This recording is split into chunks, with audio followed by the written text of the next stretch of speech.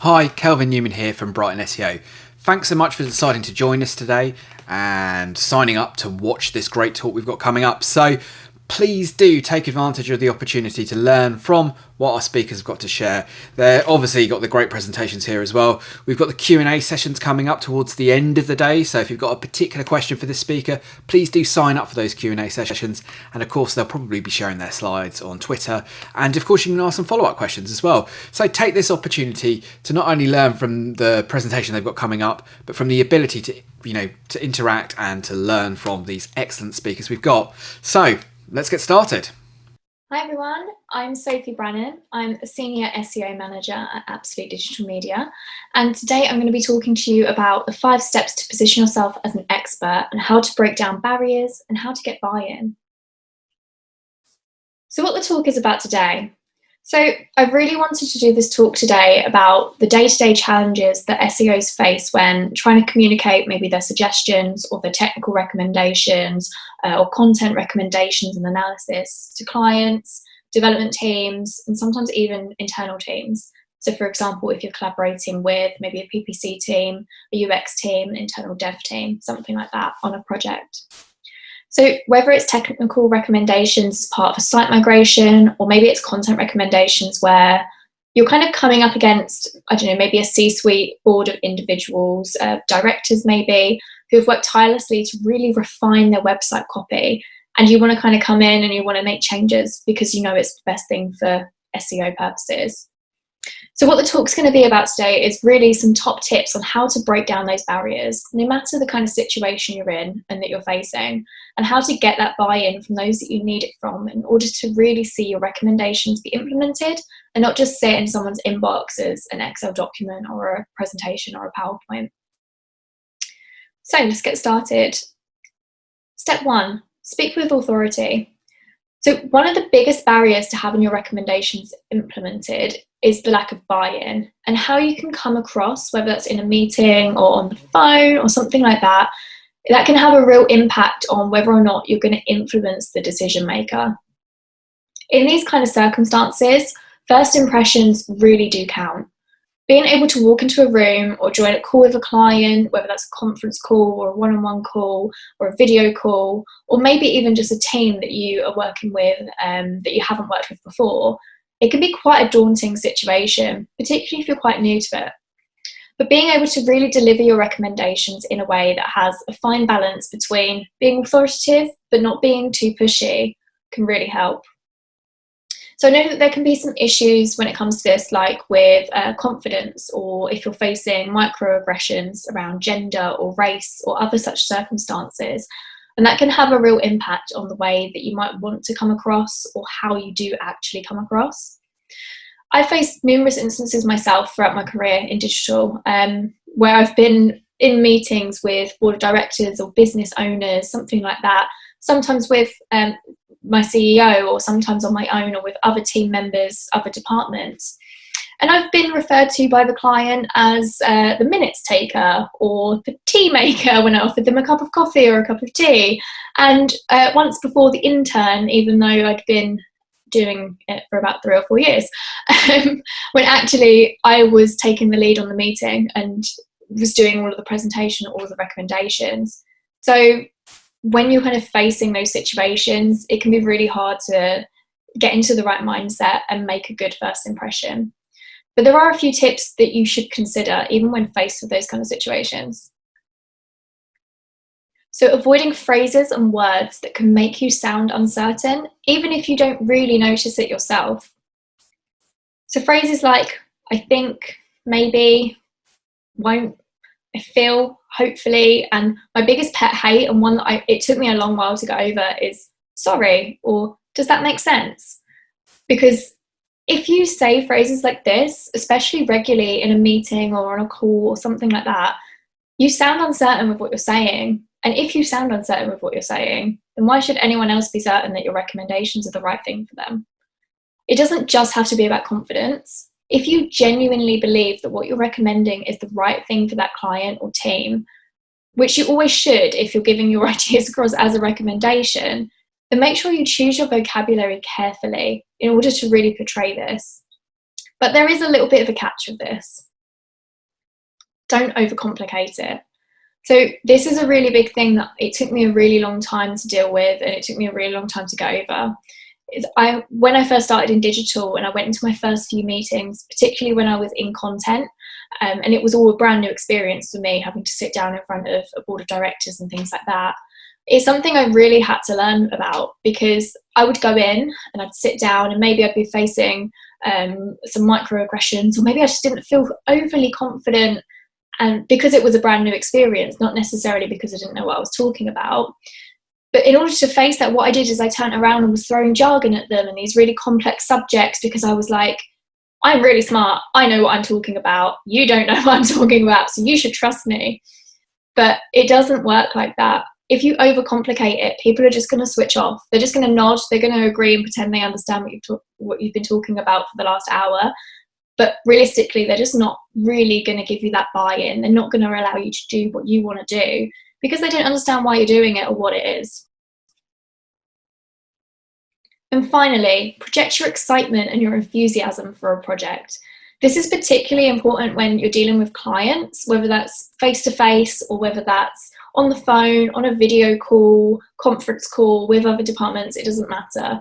But really being able to project that excitement and that enthusiasm for a project is only going to help them to be excited about it as well. And if you're both excited about it, then there's no reason why they won't turn around and let you implement what you need to do. Step 2, portray empathy and portray passion. So linking back to my last point on projecting your excitement and your enthusiasm, being able to properly portray empathy and passion for a project, well, that's a real fast track ticket to gaining buy-in. If you're just as passionate about a project or about a service or about a website as what the people you're talking to are, there's no reason why you won't get buy-in for your ideas, because they're then going to have a really strong belief that what you're recommending them is the right thing because you genuinely do care. Empathy is the ability to cognitively and emotionally understand another person's experience. Don Peppers himself, who is a keynote speaker and he's a real customer experience authority, he says, empathy is the ultimate form of customer insight. If you can drill down into what your customers' motivations are for coming to you in the first place and really showcase to them that your recommendations are going to help to relieve their pain points, then you'll be able to break down those barriers. Through empathy, you can understand their world, you can understand their motivations, and you can understand their constraints. By being able to properly portray empathy and passion for what you're doing, you'll be able to really connect with the parts of people who are maybe a bit unsure of what it is you're really doing or why you're doing it in the first place. Normally, the most common question that I've heard from clients, from marketing managers, from business owners, from C-suite individuals, and even from other teams is, why? What's the reason? What does that actually mean to me? You might live and breathe SEO and you might have a super clear understanding of what your content recommendations offer and what your technical audits are offering. But realistically, your 100-page technical audit is just a load of jargon to many business people, particularly if you're dealing with a board of directors and anyone else who may not have an understanding of SEO or digital marketing knowledge at all. Ultimately, in order to get buy-in, you're going to need to effectively market yourself to the person that you're trying to get that buy-in from. Why should they trust you, and why should they implement your recommendations? Well, the answer is simply because you understand clearly where their frustrations and where their limitations lie, and what their overall objectives are, and the fact that you're passionate about helping them to overcome this, and that you genuinely do care. Another really important thing is to show value and don't tell value. So, for example, Ferrari cars don't need to tell their customers that they're luxury vehicles. They can show this through their high performance, their speed and their aesthetic, and they're well known for that. In this instance, you are the Ferrari. Show why your implementations can benefit your client or the team that you're trying to get buy-in from. What does that actually mean to them? Market yourself as that expert of, I know what I'm talking about, but this is how I'm going to help you. Step 3, consider others' time and resources. So one of the biggest barriers that I've found that many clients are dealing with, or many kind of development teams and things like that, is a lack of time or a lack of understanding, or sometimes both. So if you're finding your ideas are being maybe batted down, or that you're not even really being able to get your point across in the best way or the way that you'd really like to, then you may need to ask yourself some of the following questions. Do you need to reconsider your approach, first and foremost? Are you really approaching things in the best way? Are you really considering other people's resources? Are you understanding the fact that maybe they've got other things going on as well? Your SEO recommendations and your SEO kind of abilities are super important to help with business growth. But have you considered maybe thinking outside the box a little bit and thinking about the other marketing avenues that maybe they've got going on, or other things that they've got going on? And could you look at a different approach? This is particularly important for, from personal experience, dev teams. And it can be the case with any other kind of clients as well. So are they being pulled in 20 different directions? Are you having to battle not just getting your recommendations implemented because you feel that maybe they don't understand them, but maybe they just don't have the time to do them? Is there another way around it? Could you potentially do it yourself? Could you use another kind of dev team, or maybe get buy-in from someone else and really showcase the value and why your recommendations should be fast-tracked? And when you relook at your suggestions, if you are facing these kind of issues, could you maybe streamline it and streamline what you're trying to achieve? Is there another avenue that you can take? Putting together a really in-depth technical audit is only a small part of the job. Getting that buy-in and having that real in-depth understanding of what other people are doing and how that really collates with what you're trying to do as well, like maybe can allow you to streamline what you're trying to achieve in order to make sure you're getting that buy-in. So ultimately, collaboration is key in order to get that buy-in.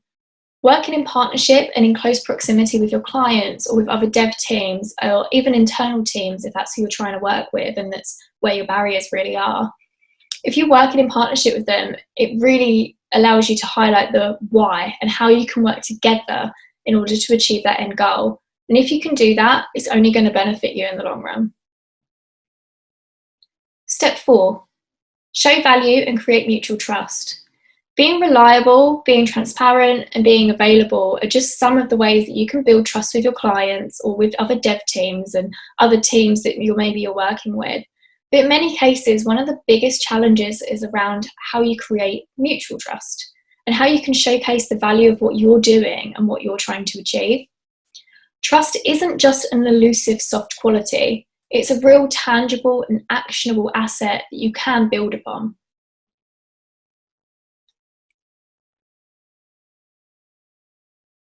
Trust and mutual value creation helps both employer and employee compete in the marketplace.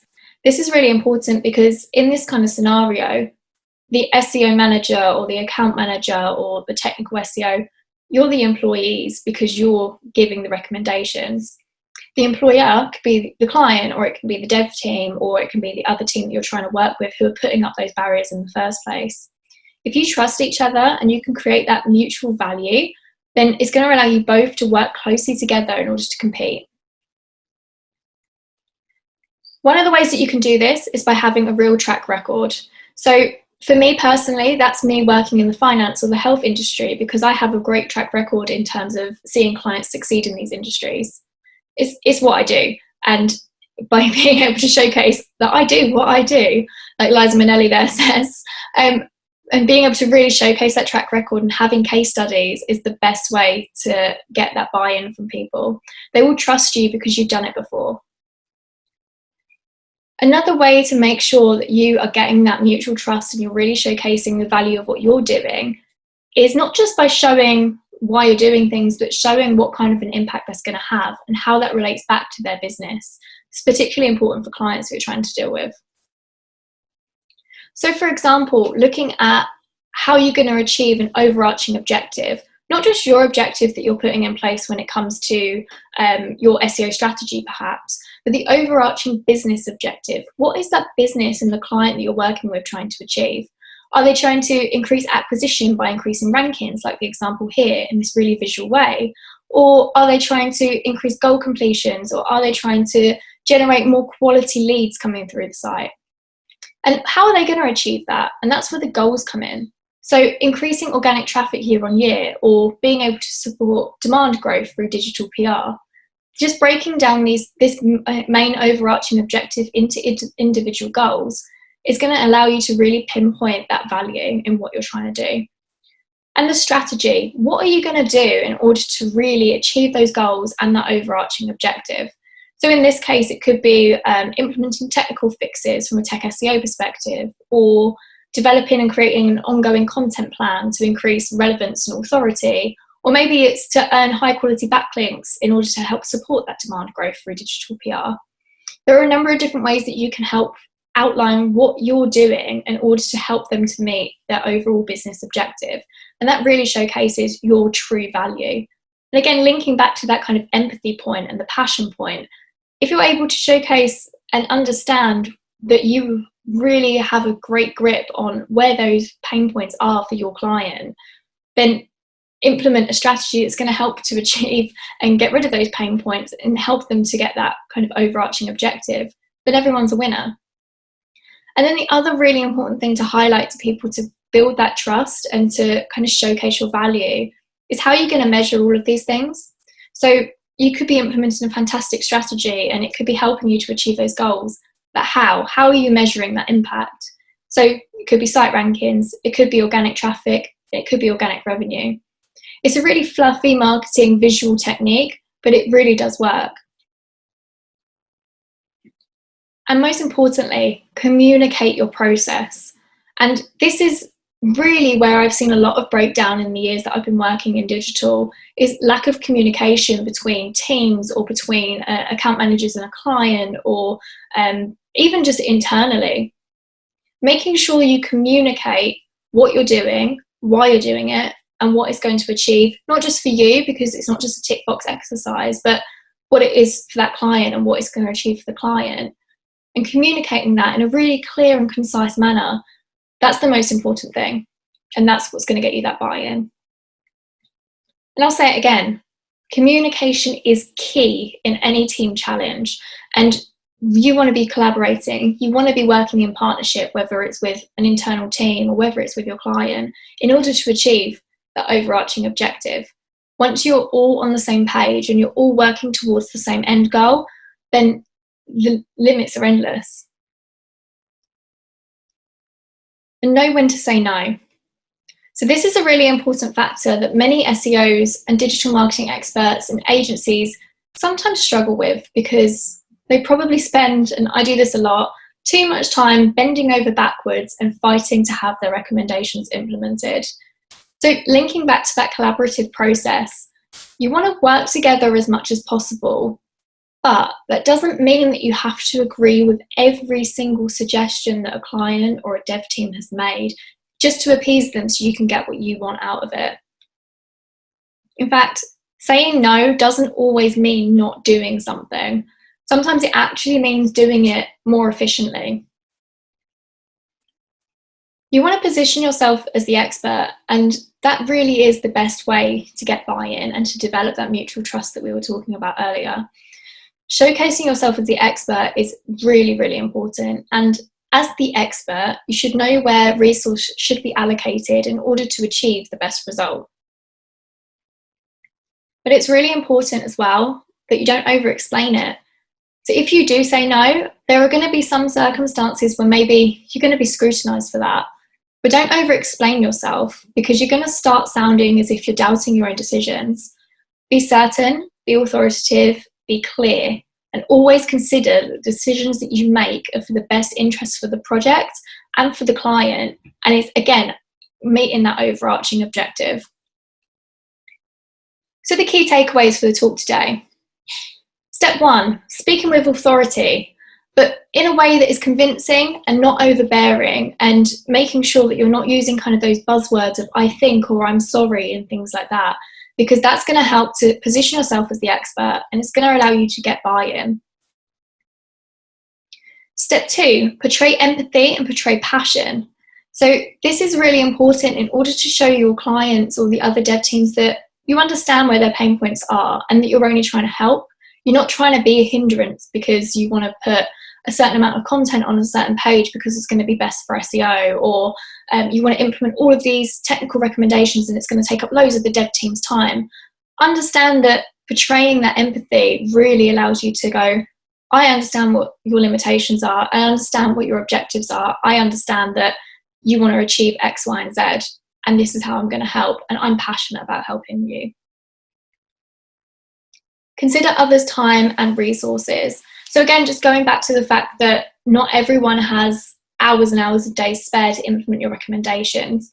Could you streamline the process a little bit? Could you bring in other assistants? What is really the highest priority? Is it something else that they're working on, or is it your recommendations that you're looking at?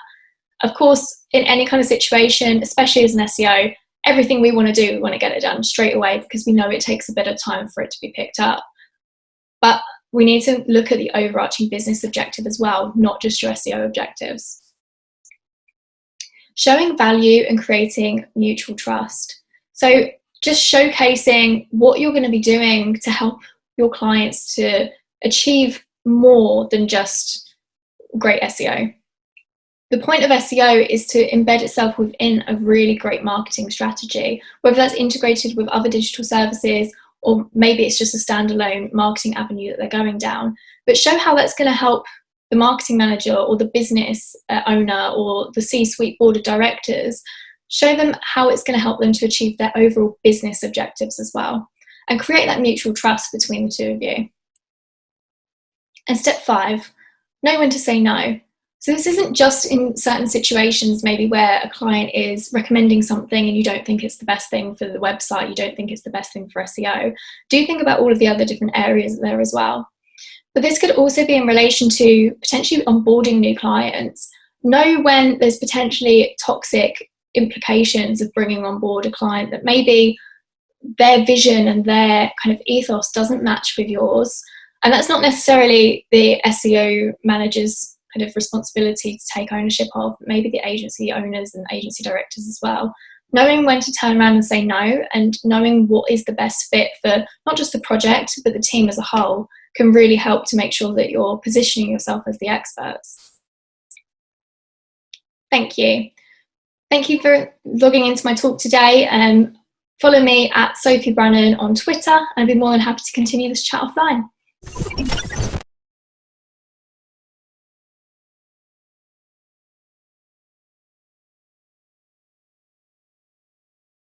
Empower your internal PR team to increase search traffic with Seeker's brand new Link Building for PR course, designed for in-house PR teams looking for a technical edge.